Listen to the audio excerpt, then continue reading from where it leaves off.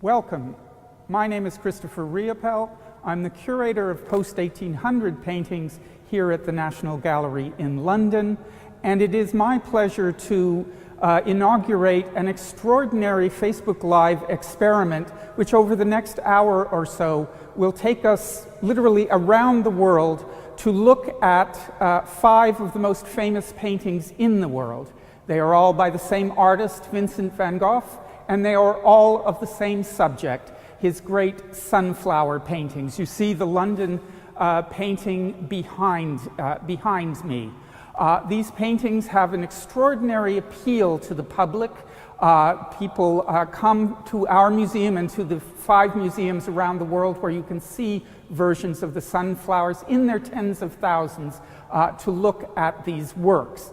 After I tell you a bit about the London painting, we will then travel to those other 5 cities, 5 museums in 5 countries.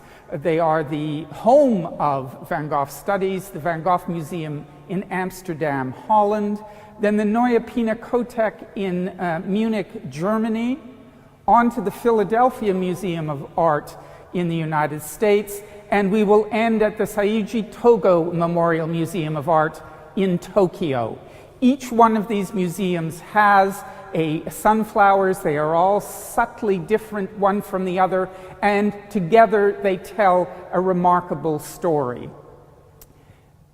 3 years ago, in 2014, we here in London had the opportunity to bring together 2 versions of the sunflowers, our own with the painting in the Van Gogh Museum in Amsterdam. We saw then how popular they were with the general public, how hungry people were to learn about the paintings and the extraordinary story surrounding them. We thought, wouldn't it be remarkable to bring all 5 pictures together, but very quickly realized that that would be impossible.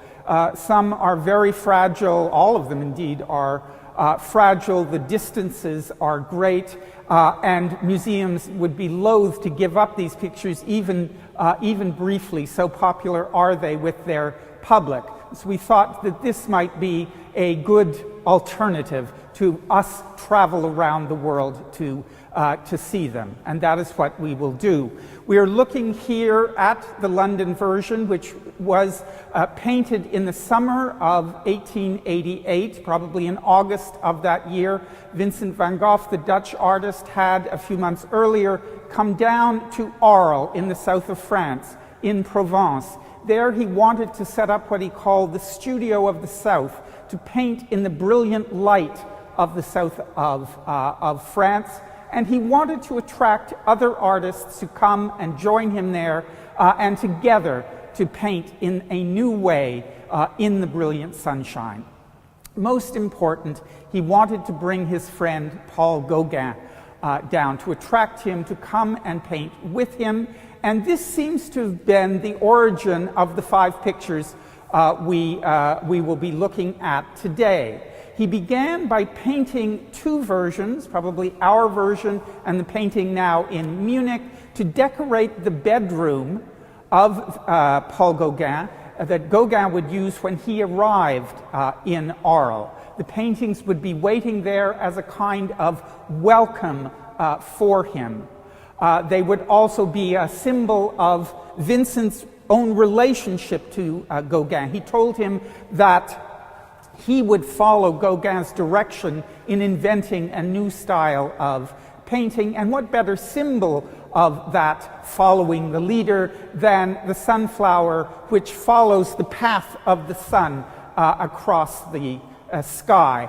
And so he began to paint these works as he waited for Gauguin to arrive. A bit later, my colleague at the Van Gogh Museum in Amsterdam, Axel Ruger, will tell us something about the differences among these paintings.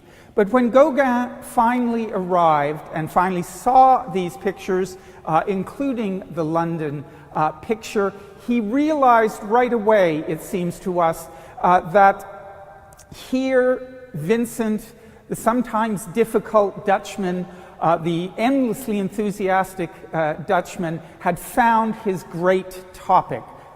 huge vases spilling over with these flowers of the south, and he had also found a new way to paint them.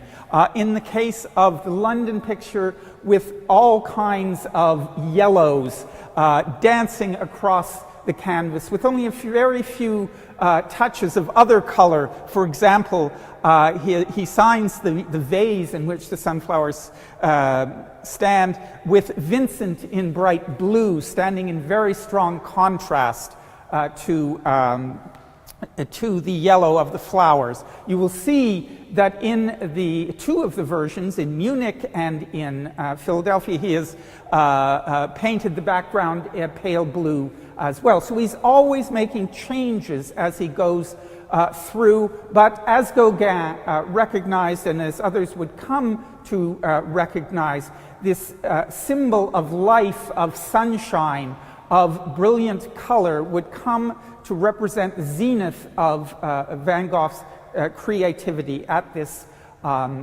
moment in his life of huge creativity. Now, the experiment with Gauguin did not end well. They worked together for several months in the autumn of 1888. It was not entirely successful because they found that their approach to art was not the same.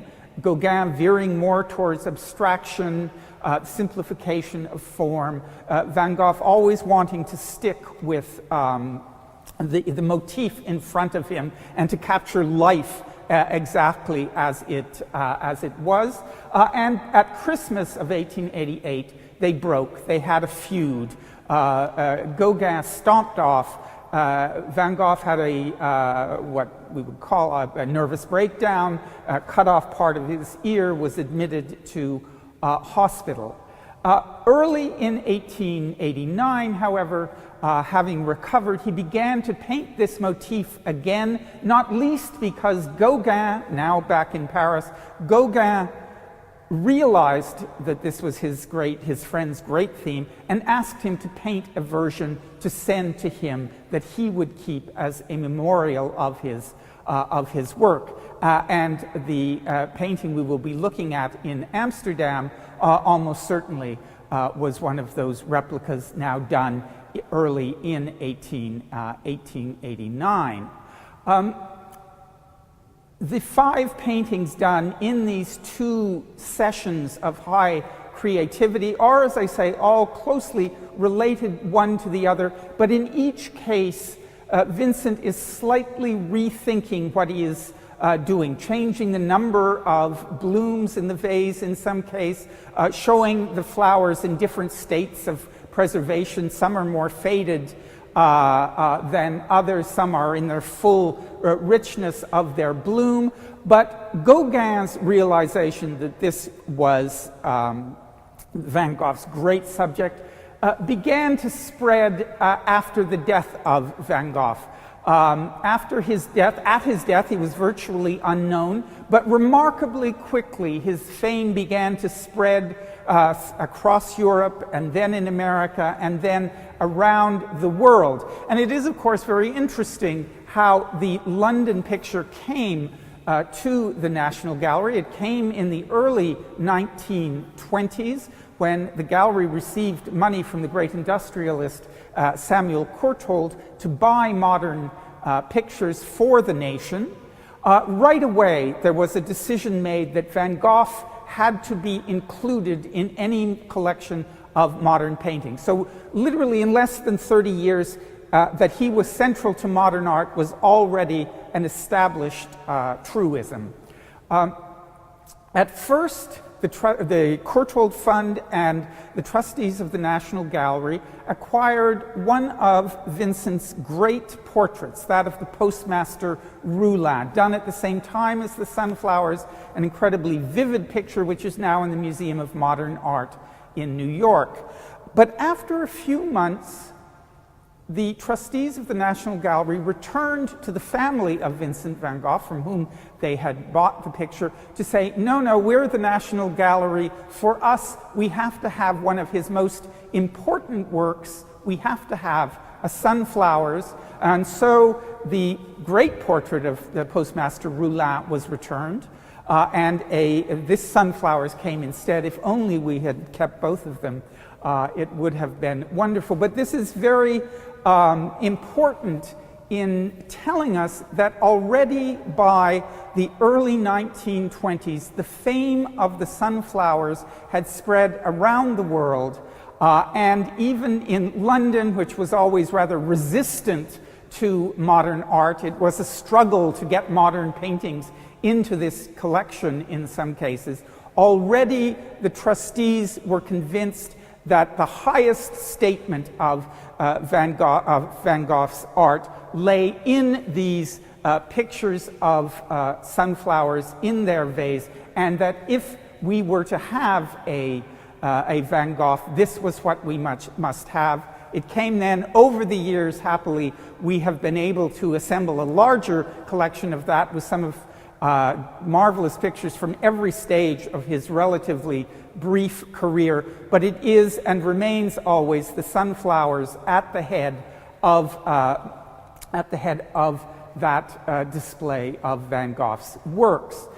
Now, one of the things we learned when we were able to bring together the Amsterdam and London pictures 3 years ago was to look very carefully at the different ways in which the flowers were painted, the very different ways in which paint could be applied, the gamut of yellows that Van Gogh was exploring, how he made distinctions between them, how he worked in greens and blues to make those distinctions work, and to work chromatically even from a very great distance. And one of the powers of the pictures you will be seeing today is how strongly they address us even from far across a room. And this chance to look at 2 of them together as I said, suggested to us that we can learn a great deal more even by looking at all 5 of them together, thinking about what this artist was doing by taking up the motif of the sunflowers and then by repeating it 5 times, each time amending, altering, making subtle distinctions between the pictures. At this point, having looked at the London picture, its glowing forms, I want to pass over to our colleague, the director of the Van Gogh Museum in Amsterdam, Axel Ruger, former colleague of ours here, indeed at the National Gallery before he went to Amsterdam, and ask Axel to tell us something about the distinctions between the pictures and what it is we can be looking for as we compare these 5 versions of the sunflowers as we make our way around the world.